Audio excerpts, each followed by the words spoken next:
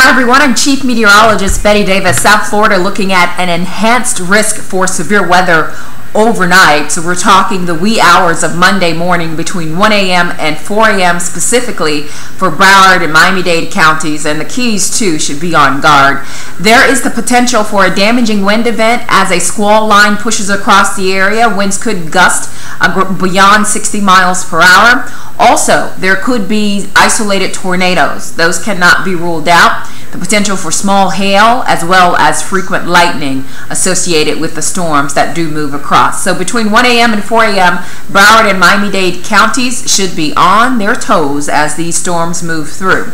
These are going to come through with a vigorous frontal system. A cold front crosses the area. So the storms come early, but even after the actual storms move away, we'll have windy conditions. There may be some lingering showers, and you'll start to note a change in the temperatures as cooler air starts to move in. By Monday night, clear skies and chilly conditions with lows dropping into the upper 50s. And then Wednesday morning, lows near 60. But look at the high temperatures Tuesday and Wednesday. Very comfortable, mid to upper 70s with some sun in the forecast. Have a great night and be safe.